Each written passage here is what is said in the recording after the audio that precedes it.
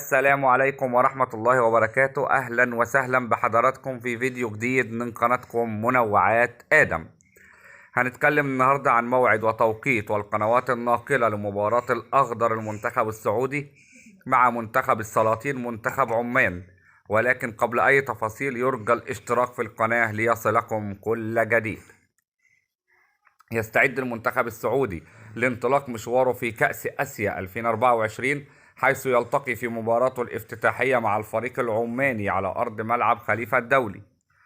يعيش المنتخب في هذا الوقت حالة من الجدل نتيجة للقرارات الجريئة التي اتخذها المدرب روبرتو مانشيني، الذي يسعى إلى بناء جيل جديد في المنتخب السعودي يتحدى التحديات ويستمر في مسايرة الأداء المتميز الذي قدمه الجيل السابق في كأس العالم 2022.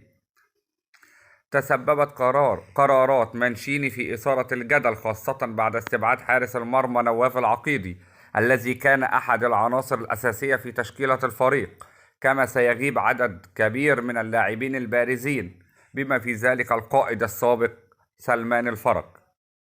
الأمر الذي يضع تحديات إضافية وهائلة أمام الأخضر السعودي. أما عن موعد مباراة السعودية وعمان اليوم سيكون وقت موعد مباراة السعودية وعمان اليوم الثلاثاء 16 يناير 2024 في تمام الساعة 6:30 مساء بتوقيت تونس والجزائر والمغرب، وفي تمام الساعة 7:30 مساء بتوقيت القاهرة، وفي تمام الساعة 8:30 مساء بتوقيت المملكة العربية السعودية. أما عن القنوات الناقلة لمباراة السعودية وعمان اليوم فستكون اس سي سبورت 1 اتش دي بتعليق علي سعيد الكعبي، ومشاري القرني، وبي ان سبورت اسيا اتش دي بتعليق حسن العيدروس، وابو ظبي الرياضية اسيا 1 اتش دي، ودبي الرياضية اسيا اتش دي.